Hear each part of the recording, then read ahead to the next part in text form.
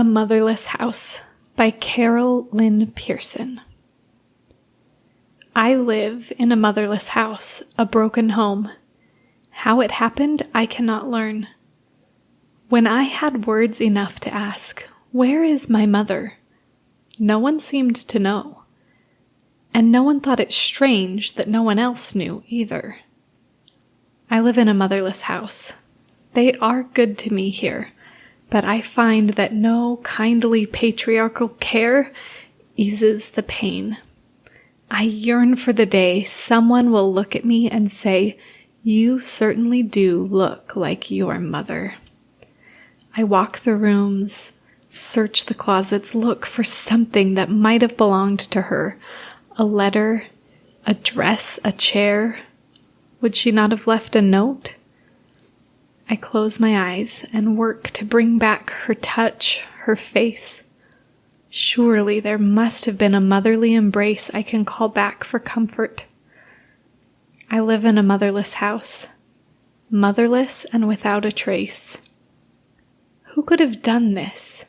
Who would tear an unweaned infant from its mother's arms and clear the place of every souvenir? I live in a motherless house. I lie awake and listen always for the word that never comes, but might. I bury my face in something soft as a breast. I am a child, crying for my mother in the night.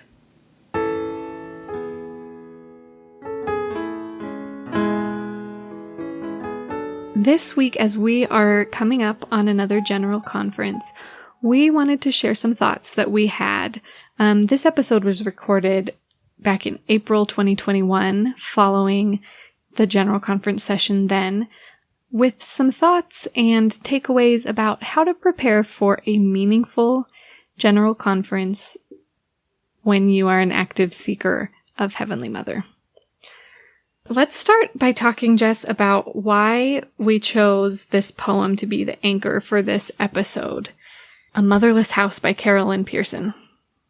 For the past couple of times that I've watched General Conference, since becoming a mother seeker, I have been very let down upon listening to conference and being so excited for a possible revelation, a possible mention of her, anything. And getting to the end and just not really having heard what I was hoping for. I guess I've come to realize that I'm living in this motherless house. And I've kind of awoken to it. I have the words now to realize that she's not here. And there seem to be so many who have not realized or processed that. And a lot of them talk to us in general conference. And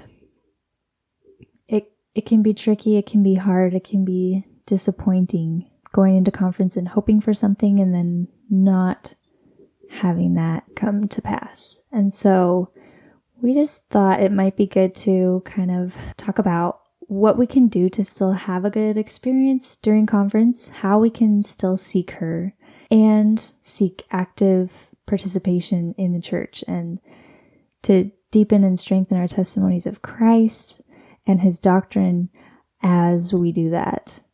So it's kind of a tricky tightrope to traverse, but we believe it can be done, and these are just a few things that have helped us.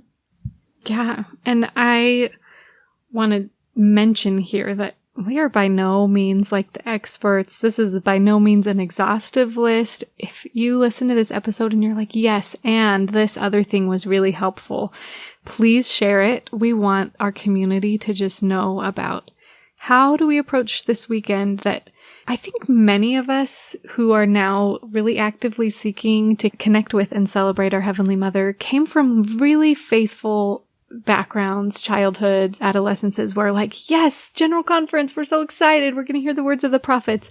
And it can be really jarring to suddenly get to this place where it's like, I'm really actively seeking Heavenly Mother. I'm looking for her connections in my life. And it's really personal because like her divinity has direct implication on my worth.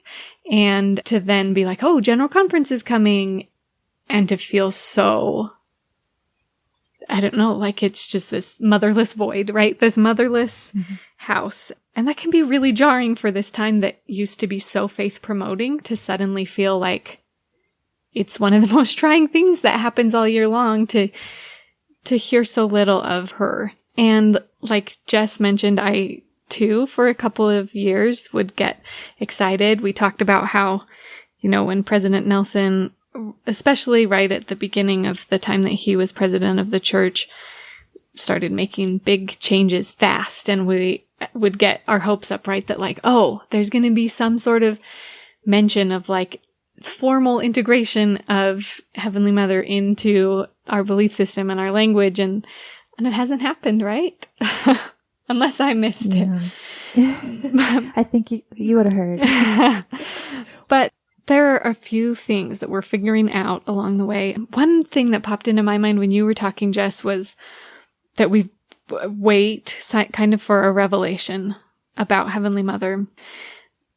Something that's interesting to ponder about, I think, is that when we consider Heavenly Father, we hear and talk about him so much. His name is a household name, right? Like, that this is how we begin our prayers.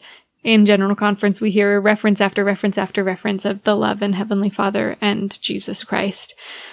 But other than like his existence and regularly referring to him, and that he is invested in our lives, answers our prayers, designed a plan for our happiness, like, we don't really know a whole ton about Heavenly Father. We just talk about him so much. And I think like it's a really easy change to just switch and be like, oh, we also know that Heavenly Mother exists, and we don't need a big revelation. And we have those quotes and revelations about her care for us in our lives and help in equal participation in designing the plan of happiness. What's really missing is just talking about her. And it's not that we really stand in need of a revelation. The revelations come, and we just need to talk about her more. Absolutely. That can give hope and comfort and help me to know that this is something that I can affect. There's something that I can do about this, and that's really all that's needed. I think you're so right. And this last conference, when we were listening, I was listening with my daughter. The closing song was a pre-recorded song, and I believe it was the Spirit of God. And it started with one male voice. He was singing by himself, beautiful, clear voice. And then, a couple other voices joined in, both male.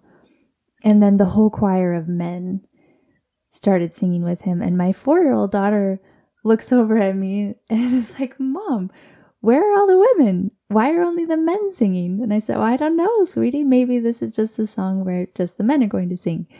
Then at the start of the next verse, I started singing along, and it was still just the men and now me. And she looked over at me and got all excited, and her eyes lit up. And she said, Mom, it's so beautiful. It's like one daughter singing with all the men. And then she said, sing louder, Mama, sing louder. And I tried to sing louder, and she looks back at the TV and looks back at me, sing louder, Mama, sing louder. As the symbolism was sinking in, I started choking up and like trying to sing louder, but also like trying not to cry. And it was really, really powerful just thinking about how sometimes I do feel like the one woman voice in a sea of men. And of course, we have so many great and wonderful women in the church, and their voices are being heard. But on this specific issue, sometimes I feel like I'm the only one in my ward. I'm the only one in my friend group. Even though I'm not really. I'm starting to meet more and see more, and to kind of help the light bulb come on for some of my friends too. But to just have that sing louder, you're being heard, your voice is beautiful. It means something to me to have that come from my own daughter. And then for the last verse, the women did join in. The women in the choir sang all together the last verse. And that was so moving to me to think maybe I will start out as one voice, or we are two voices, Sarah and I. Of course, we know that all of you have a voice too, but you might feel like you're the only one. But as we continue to sing louder and let her be known, the women will come and the voices will come and we will be heard. It's hard to remember that when you're sitting there listening to father after father after father. And of course you love hearing about him as well, but I just await the day when there truly is that equality that we talk about in the family proclamation and in the church. But so that was my experience from this last conference. That is so beautiful. So tip number 1, sing louder and find your community of women. It has been so meaningful to me, when I was a little bit down after hearing no mention of Heavenly Mother during General Conference.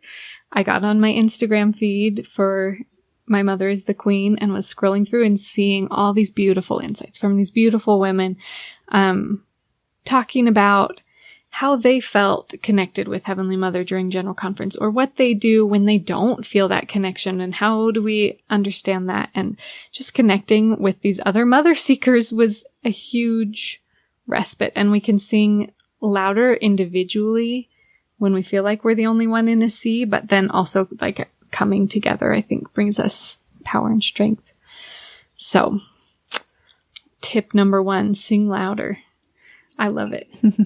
And tip number 2, like you brought up, to have a community and have people who are a safe place you can come and talk to.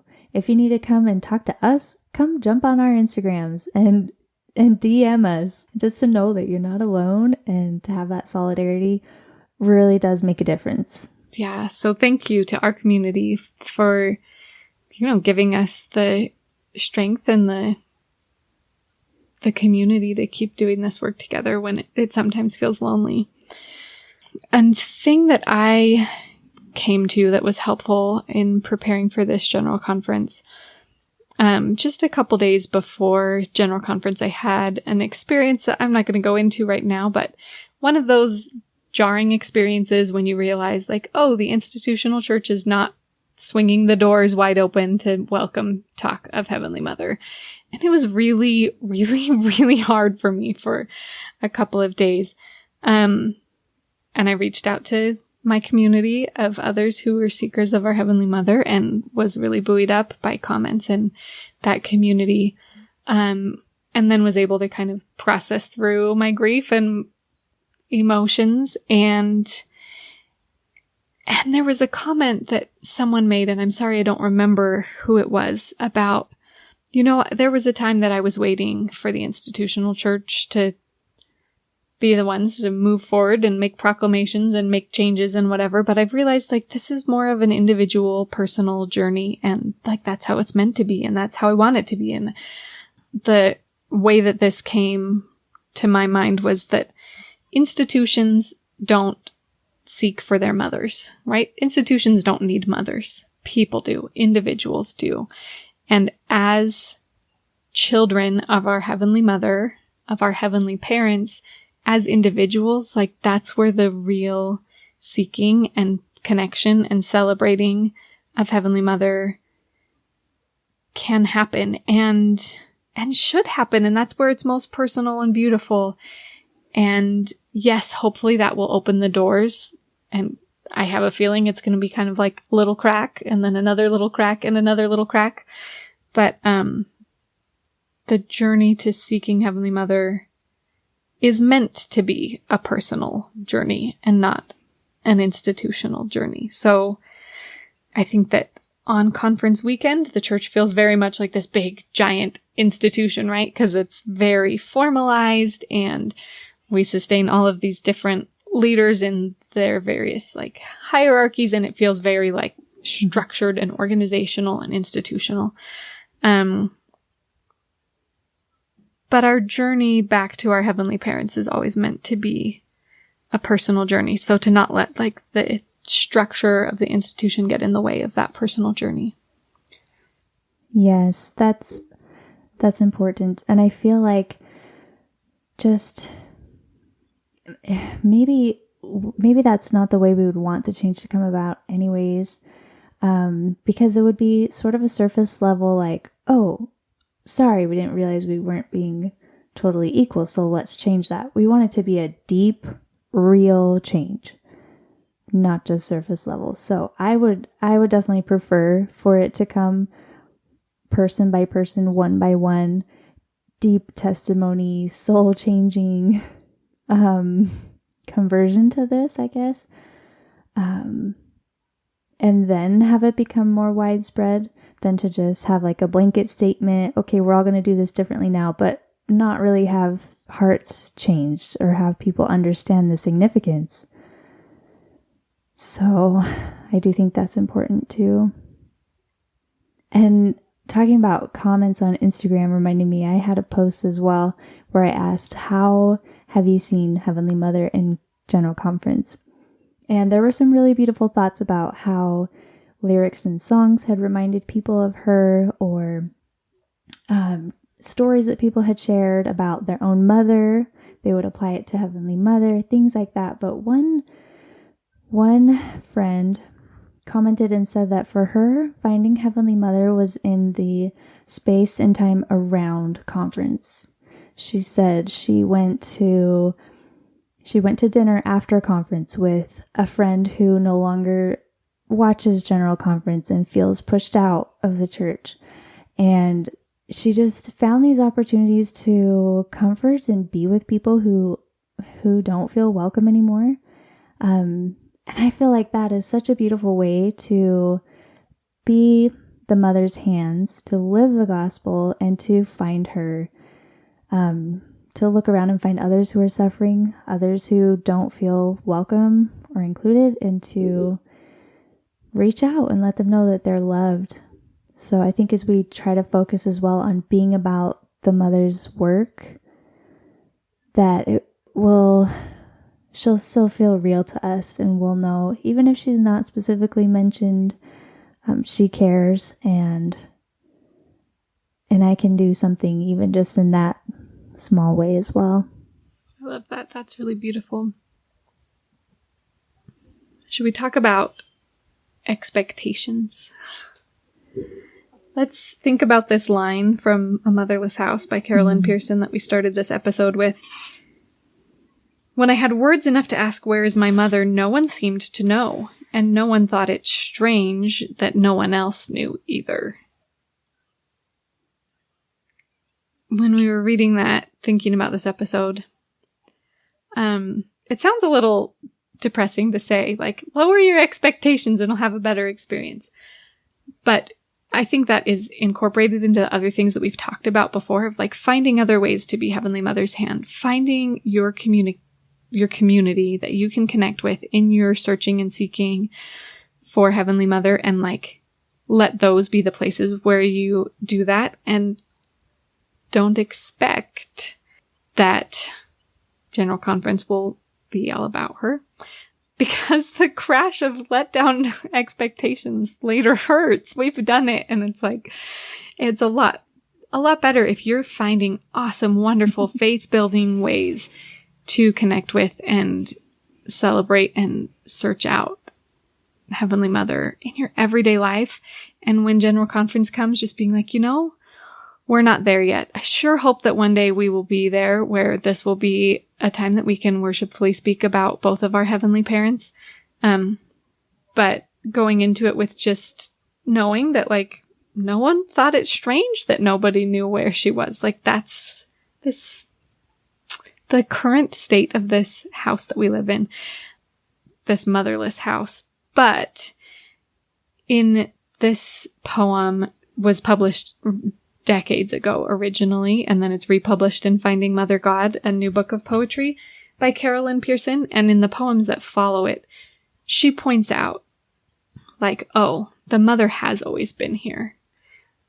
And I think that's important too, to recognize, like, that this isn't actually a motherless house. There's just a lot of people who forget to mention her, but that doesn't mean that she's any less involved in our lives, and it doesn't mean that she's not waiting there ready to be invited into whatever interactions we invite her into. Yes, once we have eyes to see, right, then we can see her hand everywhere. Just like with other experiences with deity. You can live your whole life never hearing about Jesus Christ. But once you do, you're going to recognize his hand in your life all over the place. I think it's the same way with his mother. We were talking a little bit in preparation for this episode about how just because we see her now, for a lot of people in the church, I like how you put it, that it's just the water we swim in. You don't notice because it's just what you're used to. It's what you've been brought up in. It's what everybody does. And so it's hard to see when you're inside, I guess, when you're without the veil and haven't seen her yet. You just are used to it. So it's kind of hard to swallow that a lot of our church leaders are in that position too, but we also have to have grace and look for the ways that they're trying. I do appreciate every time somebody says Heavenly Parents rather than just Heavenly Father, and I cling to all of those little mentions, and I just think they're such sweet men and they're trying, and I want to think that, like, when you know better, you do better, right? And I think when they fully understand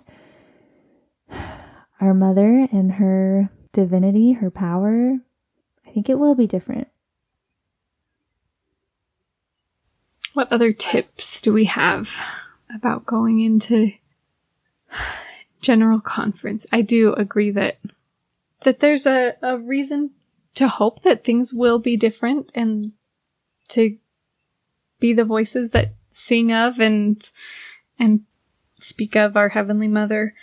Another line from the poem we read at the beginning of the episode says, "I lie awake and listen always for the word that never comes, but might." Right? Yes, and I love the end of the poem as well, where it says, "I bury my face in something soft as a breast." I think it can be powerful as well to find ways to connect with her individually and personally before, after, during General Conference. You know, pick your favorite way. If it's through meditation, if it's through writing her a letter, doing yoga, reciting Sarah's mantra, "My mother's the queen," or yes, that's how it starts, right? Whatever you do that helps you feel her love and her reality and her power, I think connecting with her can be really meaningful as well in and around and during General Conference. Today, between sessions, I pulled out this book, Finding Mother God, and also A Girl's Guide to Heavenly Mother, just to flip through and remember, like, just because we're not talking about it as much as I would like here in conference doesn't mean anything about her. And she's real, she's important, she matters to me, and so that can be another way to feel a little bit of relief. And I feel like when we are able to do things like that personally, whether it's meditation or reading, or I like going for walks and just finding those moments where we can have those personal connections with Heavenly Mother, then I can come to conference and appreciate the messages that are shared more instead of just feeling frustrated about what's not shared. Because when you just get stuck in that frustration, then it can be a cycle of, okay, this is frustrating. I need to point a finger of blame at somebody, and maybe it's the guy who's speaking right now.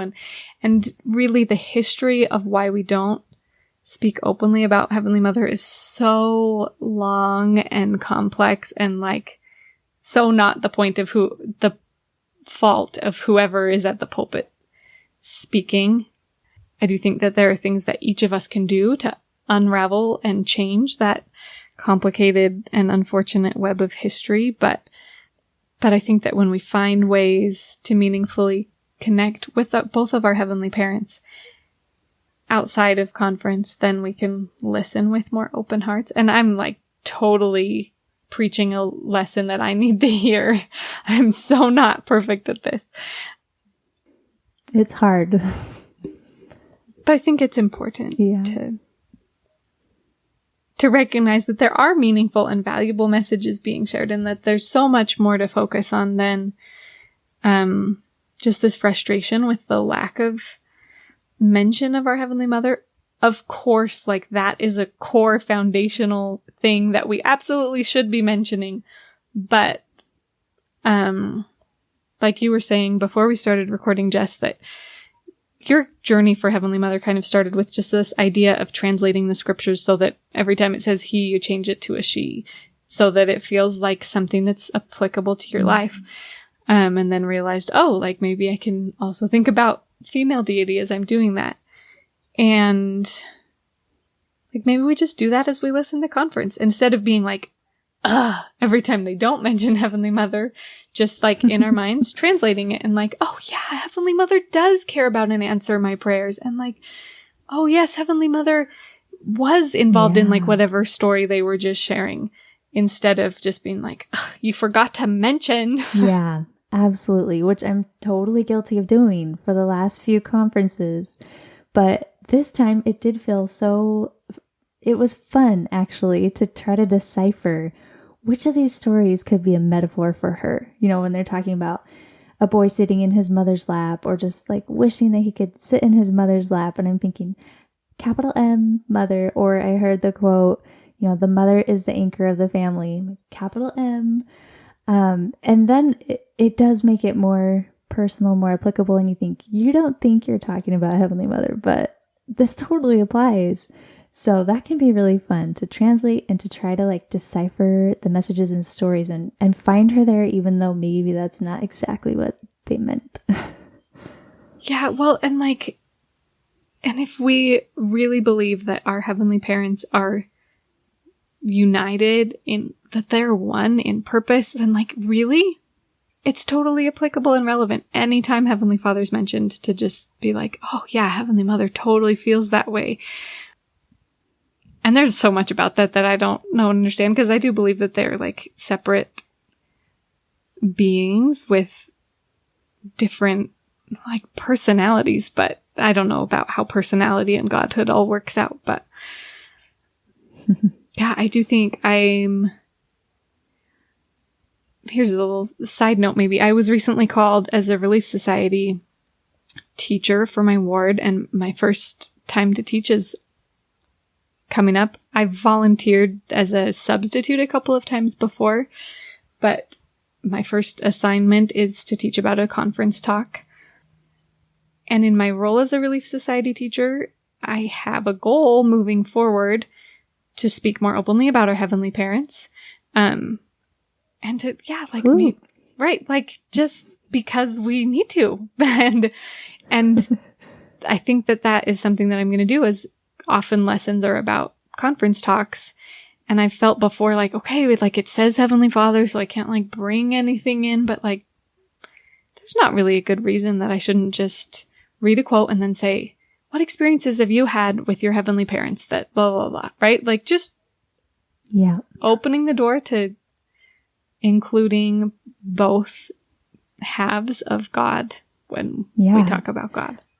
I mean, we say liken the scriptures to yourself, right? Why not liken the general conference talks to ourselves as well? I think that's totally appropriate in that setting and in any setting because we are daughters of God. And so that's how we're going to relate.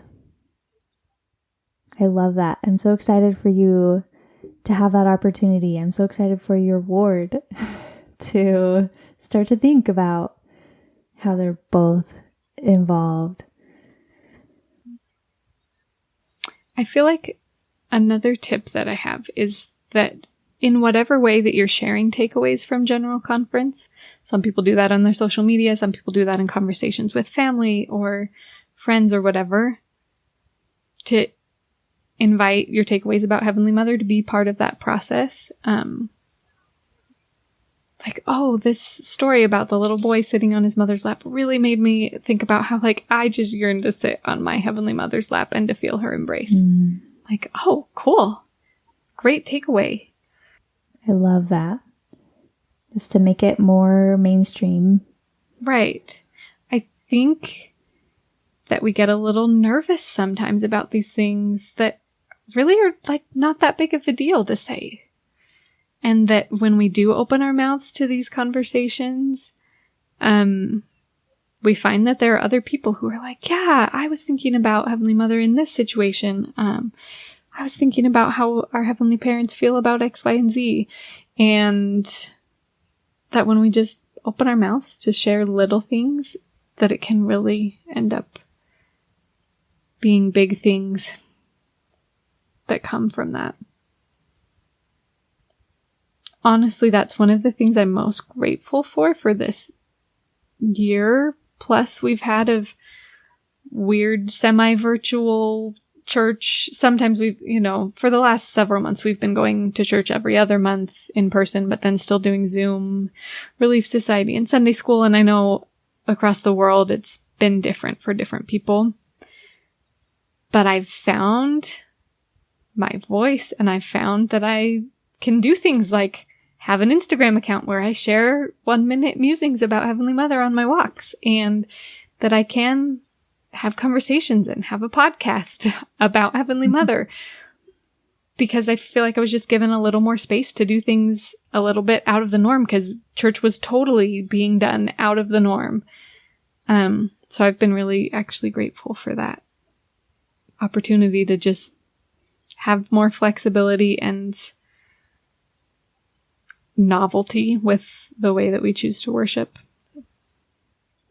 Yes, and I love how Carolyn Pearson talks about just bringing things up with her bishop or her stake president. If we want to, we can even take our ideas to them and say, I had this thought. What if we included Heavenly Mother in this way, or involved the women a little bit more in this way?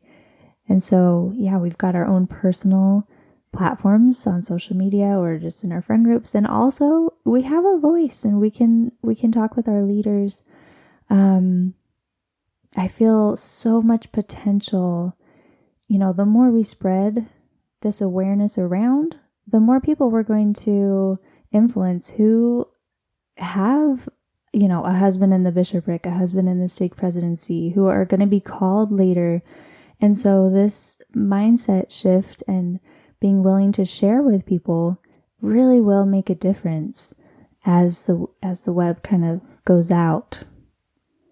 So even if it might feel like, oh, I'm just sharing one little takeaway from conference and, maybe nobody will even hear, that could spark something for somebody that does create change. So every time we sing louder, it can make a difference. I believe it. I think that's the work that we've been called to do. So I'm excited to be doing it with you, Jess. Me too. And I think one thing that I heard in conference that did give me a lot of hope today was President Nelson saying that the greatest, I'm not sure the exact quote because we don't have the talks out yet, or I would have looked it up, but something like the greatest power that we have or can have is faith. And that applies to anybody. We can have enough faith to create miracles. And so even though it feels frustrating, it feels hard, it feels lonely, like we talked about in the beginning, if we keep that faith, and that faith that even great miracles can occur, and if we keep working towards that and using our voices, things will change. I love it. Let's do it.